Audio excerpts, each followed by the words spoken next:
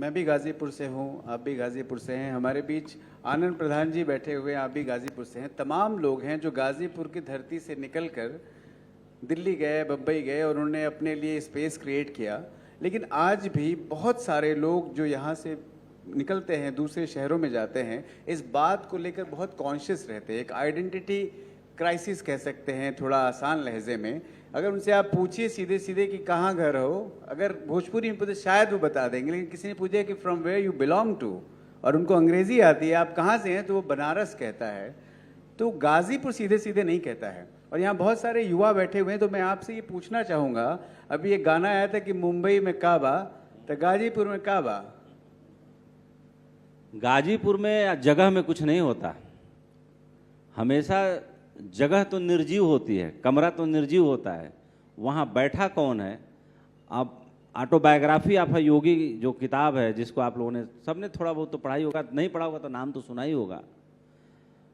तो कहा जाता है कि जो ऑटोबायोग्राफी ऑफ योगी के बारे में जिन्होंने लिखा, उन्होंने बताया कि भाई उनकी आयु 5000 साल, वो 5000 साल जिंदा रहे। उन्होंने कुंडलिनी जागरण की कला महर्षि अगस्त से सीखी, जो राम से लेकर के महाभारत के काल के बीच में कहीं थे। उसके बाद महाभारत के काल के बाद महर्षि अगस्त का हमें वर्णन नहीं मिलता है। और यहाँ तक कि उन्होंने आदि शंकराचार्य को योग और ध्यान की दीक्षा दी 3000 साल पहले। तो जो आपने सवाल पूछा कि गाजीपुर में काबा, मुंबई में भी कुछ नहीं है और न्यूयॉर्क में भी कुछ नहीं है, कहीं कुछ नहीं है। न्यूयॉर्क में या अमेरिका में इसलिए है कि दुनिया से जितने दुत्कारे गए, ठुकराए गए लोग थे, एक जगह इकट्ठा हुए और उन्होंने उसको बेहतर बनाया। गाजीपुर पे मुझे गर्व है और आज तक मैं अपनी मरी माँ को साक्षी मान के कह सकता हूँ कि मैंने हमेशा अपना परिचय गाजीपुर से दिया। कभी मैंने गलती से भी बनारस नहीं बोला। क्यों? क्योंकि मैं जो हूँ, मुझे उस पर भरोसा है, मुझे अपने माँ बाप के संस्कार पर भरोसा है।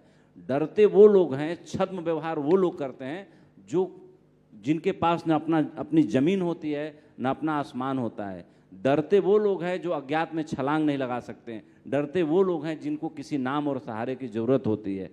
गाजीपुर में जितनी प्रतिभाएं पैदा हुई, वो गाजीपुर को हमेशा के लिए अमर रखने के लिए काफ़ी हैं। एक बीर अब्दुल हमीद हमारा सारे पराक्रमियों पर भारी है। एक डॉक्टर राही मासूम रजा मुंबई में लिखने वाले सारे लोगों पर अकेले भारी हैं। एक हमारे विवेकी राय ग्रामीण अंचल पर जितना कुछ लिखा जा सकता है अकेले लिख चुके हैं।